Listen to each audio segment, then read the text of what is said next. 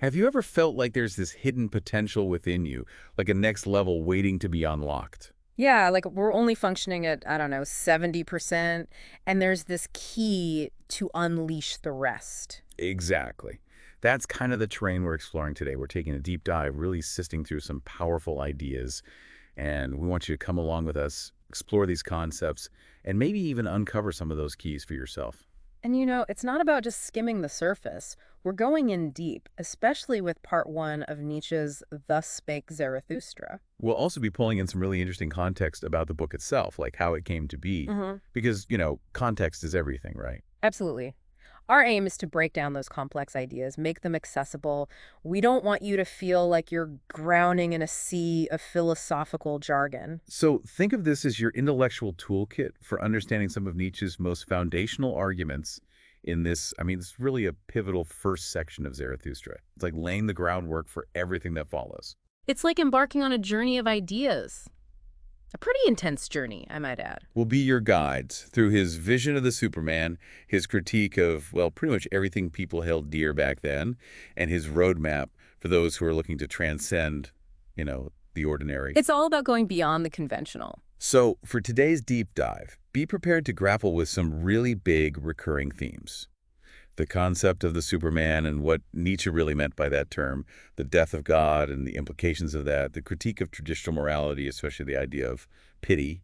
And then there's his emphasis on self-overcoming and a pretty skeptical view of the state. It's a lot to unpack, but trust me, it's worth it. Let's jump right in with what's probably Nietzsche's most famous or infamous concept, the Superman. Yeah, and probably the most misunderstood. When we hear that phrase, rearing the Superman, it's easy to get caught up in these, I don't know, misleading images, right? Or some kind of eugenics program or something, creating this like master race of superhumans. Yeah, it's definitely not about that. It's much more about cultivating humanity through what Nietzsche saw as these higher values. These values that would become our guiding principles. Our actions and beliefs would stem from these values, leading to this like fundamental transformation of humankind. So this isn't just this isolated idea floating around. It's really deeply connected to these other core Nietzschean ideas that we see popping up in our sources. Like the order of rank, this notion that not all values or individuals are created equal. Then you've got the will to power, which is this sort of fundamental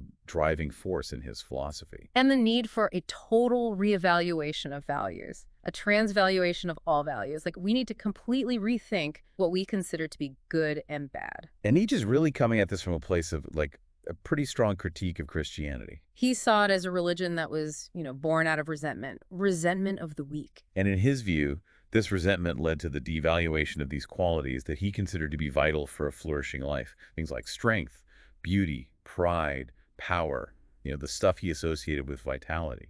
Basically, all the stuff that makes life exciting and worth living. And so in response to that, he's calling for this radical shift in our entire value system. He envisions this new table of valuations. And guess who's sitting at the head of the table? The Superman, the strong individual who embodies this total affirmation of life. He's striving for his highest potential. And it's not just some abstract ideal. Nietzsche presents it as like this passionate objective. It's like the aim of our life, hope and will. It's a complete 180 from how things were. The old system, as Nietzsche saw it, was celebrating qualities that he thought were holding humanity back. Like weakness, suffering, all that. And that inevitably led to this weakening of the human spirit. And so, his proposed new system flips that on its head. By placing value on strength, vitality, self-mastery, it's aiming to create a completely different kind of human being. A human being characterized by health, vigor, courage. A human being who embraces life with both hands. And the principle underlying this new system, it's pretty straightforward. All that proceeds from power is good. All that springs from weakness is bad. That's Nietzsche in a nutshell. Yeah, he doesn't really mince words, does he? Nope, not at all. He was a pretty bold thinker. And so he's talking about these new, nameless, hard-to-understand individuals, the first of their kind. They require this new healthiness, stronger, sharper, tougher, bolder, merrier than anything we've seen before. It's about recalibrating our understanding of well-being, both physically and mentally. It's about actively engaging with every aspect of the human experience, even the parts that we typically shy away from. He uses this really cool analogy of navigating the ideal Mediterranean Sea. He wants to experience what it's like to walk in the shoes of different human archetypes: the conqueror, the artist, even the saint. But to really embark on this kind of journey, he says you need this great healthiness. And it's not something that's just given to you, it's something you cultivate. It's something you test and sometimes even lose, but then you regain it through struggle. It's about constantly pushing against your limitations. He even calls these individuals argonauts of the ideal. It's like they're setting sail for this undiscovered country of human potential. It's a realm full of beauty and strangeness and, who knows, maybe even some danger and the divine. And having glimpsed this horizon, he's like, how could we be content with the man of the present day? He's basically saying the status quo is not enough. We're capable of so much more. And this leads him to contemplate this other ideal, this strange, tempting, full of danger ideal. And he makes it clear that this isn't for everyone. You have to be ready for it. It takes a certain kind of strength, a certain right to it. And this ideal is all about this spirit, this overflowing life force that plays with everything that we consider to be sacred, the things that are supposed to be untouchable. They become almost like toys for this individual. You're not bound by these limitations. He calls it this humanly superhuman welfare and benevolence that might even seem inhuman compared to the seriousness of the past. It's like this incredible abundance of vitality just transcends conventional morality. And Nietzsche suggests that maybe, just maybe, the real seriousness only begins when we start to question those things that we hold so dear. It's about questioning everything. Now, let's take a step back for a second and talk about the context in which Nietzsche wrote the first part of Zarathustra. Yeah, the backstory is fascinating. Our sources point out that he spent a particularly difficult winter in Rapallo, right? Dealing with poor health, terrible weather. Not exactly ideal writing conditions. But you know what? He was convinced that everything decisive comes to life in spite of every obstacle. And it was during this tough time that Zarathustra really started to take shape. He even describes these long walks he would take along this road to Zawagli and around the bay near Portofino. And it was during these walks that these profound ideas just hit him. It's like these ideas were waiting to be discovered. Yeah, like he stumbled upon them during this period of personal struggle. And what's really remarkable is how quickly she wrote the first part, like 10 days. It just flowed out of him. And the final lines. They came to him around the time of Richard Wagner's death. Wow. Even though it was this incredible burst of creativity, Nietzsche considered that winter to be one of the most difficult he'd ever experienced. He felt incredibly isolated, which comes through in Zarathustra itself. There's this real sense of indescribable forsakenness that permeates the text. These goes to show that some of the most profound creations come from adversity, from those dark times. Absolutely. And speaking of adversity, let's talk about the initial reception of part one. Oh yeah, that didn't go so well. It was really disheartening for Nietzsche.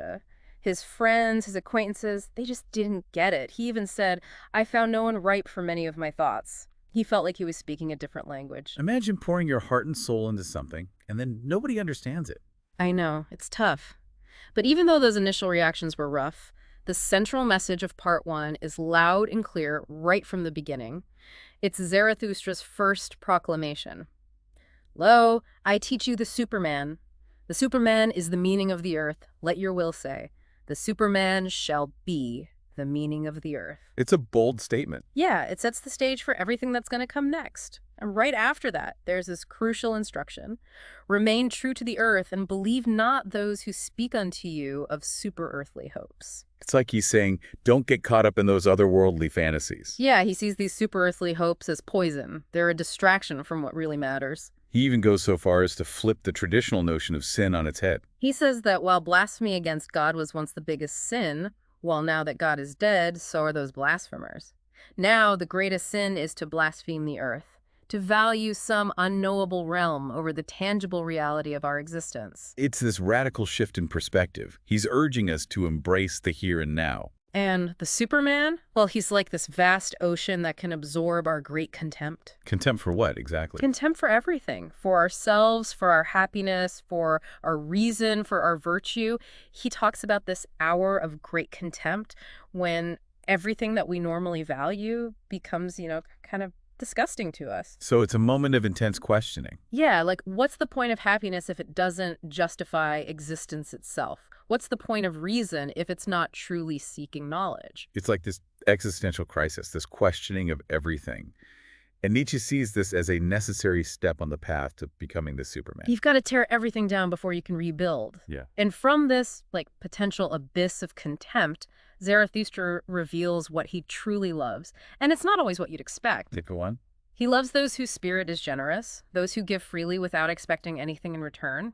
He loves those who feel ashamed of their good fortune. And he loves those who always do more than they promise. It's interesting. These aren't necessarily the virtues that are usually celebrated in society. Right. And he loves those who shape the future through their actions, those who actively redeem the past, those who challenge their own beliefs, even their God, because they love deeply. He's definitely not talking about blind faith here. No way. He's talking about a critical engagement with everything, even the divine. He loves those who are deep, even when they're wounded, those who are so full of life that they forget themselves, and those who are truly free in spirit and heart. There's this real sense of vitality that runs through all of these qualities. And he connects all of them to this idea of downgoing, this willingness to move beyond our current state, to transcend limitations. It's about growth. And then on the flip side, we have the last man, who is like the complete opposite of the Superman. This is the guy who settled for a life of mediocrity. Yeah, he avoids challenges. He's content with just blending in with the crowd. It's like this herd mentality where everyone wants the same thing, everyone is equal. And if you dare to have a different opinion, well... You're labeled as crazy. Exactly. This is Nietzsche's warning against conformity, against the suppression of individuality. He's basically saying, don't be the last man. And Zarathustra's whole mission, his purpose, is to teach humanity the meaning of their existence. And that meaning is the Superman. The lightning out of the dark cloud man. But he feels this huge disconnect between himself and those he's trying to reach. He even says he's like something between a fool and a corpse in their eyes. So he's trying to communicate these radical ideas to a society that's, stuck in its ways. And it's not easy. And then there's this intriguing encounter with the buffoon. Yeah, that one's a little strange. So the buffoon tells Zarathustra that he should get out of town. He's hated by everyone, the good people, the just people, the people who cling to their beliefs. And the buffoon actually suggests that it was Zarathustra's acts of self-abasement being laughed at and hanging out with a dead dog that saved his life. What do you make of that? I think it highlights how dangerous it can be to challenge the status quo, to go against the grain. Now, let's talk about this theme of overcoming. It's woven throughout part 1. Yeah, and it's not always about these grand, heroic acts. Nietzsche even talks about something as simple as sleep. He says the art of sleeping well requires you to be fully awake during the day. Engage with life. Don't just go through the motions. And Zarathustra advises us to practice overcoming ourselves, like 10 times a day. It's about constantly challenging ourselves, pushing ourselves to become better. And then there's this observation about the wise man. His whole wisdom is just to keep awake in order to sleep well. And Zarathustra reflects on this, and he's like, well, if life has no meaning, then this might be the most desirable nonsense of all. So it's making us question the meaning of life itself, right? Yeah, absolutely. And then Nietzsche dives into this concept of backworlds, these alternate realities that we create. Like heavens and hells. Exactly. He argues that they originate from suffering, from feelings of powerlessness, from those fleeting moments of happiness that we experience after hardship. So it's like we're trying to escape the reality of our situation. In a way, yeah. He says, it was the body which despaired of the body. It groped with the fingers of the infatuated spirit at the ultimate walls.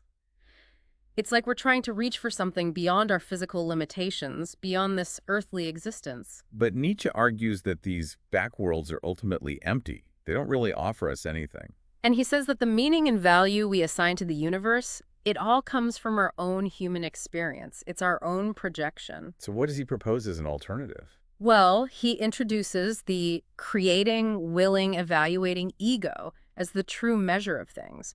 It's about taking responsibility for our own values, our own interpretations. So we create our own meaning. Exactly. And he contrasts this with the so-called sagacity of the spirit, which he sees as actually quite limited. He says, ego, sayest thou, and art proud of that word.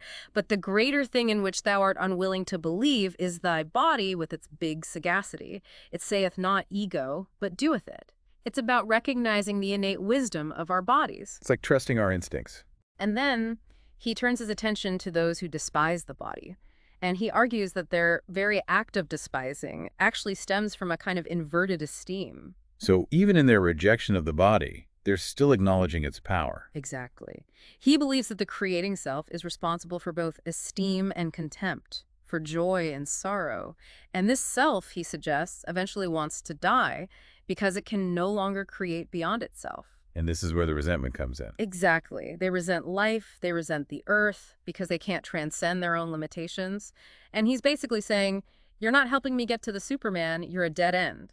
Moving on, part 1 also includes this pretty scathing critique of morality and society. Yeah, he's not afraid to ruffle some feathers. He suggests that having a single virtue can actually set you apart from the crowd. It's what makes you unique. And he dives into the psychology of action. He says there's this kind of madness that comes before the act itself, like this primal urge. He uses the thirst for blood as an example.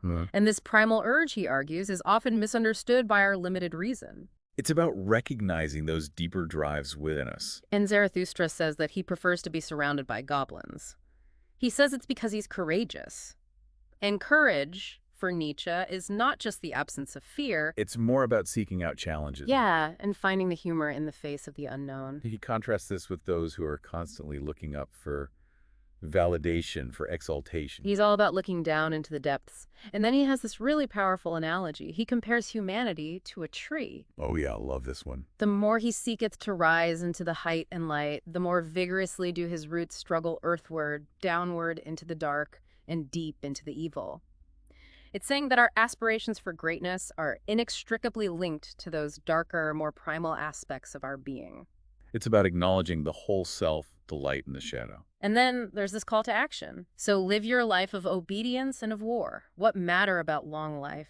What warrior wisheth to be spared? He's not talking about literal war here. He's talking about living a life of purpose, of engagement, a life that's worth living. It's about facing challenges head on. And then we get to his critique of the state. He calls it the coldest of all cold monsters. Pretty harsh words. He doesn't hold back. He sees the state as this entity that demands complete obedience, complete worship. In exchange for what? In exchange for a false sense of security and provision. He sees the state as manipulating individuals, especially those who are seen as heroes or honorable, to prop itself up. So it's all about maintaining power. Exactly. He describes the state as a place where everyone becomes a poison drinker, where the slow death of the individual is called life. So what's the antidote? He says, do go out of the way of the bad odor. Withdraw from the idolatry of the superfluous. It's about stepping outside of that system, about rejecting those things that don't actually matter. It's about finding your own path. He argues that true individuality, true authenticity, only exists outside of the state. And then there's this idea of the resentment that those who are content with superficiality feel towards those who are deeper, more profound. He calls them the sweet tooths. They don't understand the depths that the other individual is exploring. And he also talks about the challenges of chastity and the importance of natural chastity.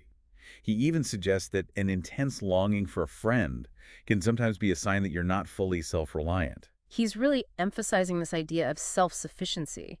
And then he talks about neighbor flight and furthest love as being more important than neighbor love. It's about looking beyond your immediate social circle, about expanding your perspective.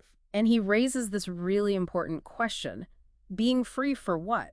What are we actually aiming for when we strive for freedom? And what's the answer? Well, he doesn't necessarily give us a clear answer, but he does point out that true freedom can be terrifying because you're alone with your own laws, your own values. You're responsible for your own choices. And then there's this warning about the good and just people. They hate those who live solitary lives, those who create their own values. He's also wary of holy simplicity and the potential dangers of love.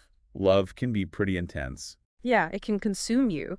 And then he introduces this idea of the child hidden within the true man, the child who wants to play. And he talks about the different roles of man and woman in the creation of the Superman. He says man is all about I will, and woman is all about he will. And then there's his critique of marriage. He sees it as the heaven of the superfluous, Mm. this place where the real concerns of the earth seem trivial. He's not a big fan of conformity, is he? Not at all.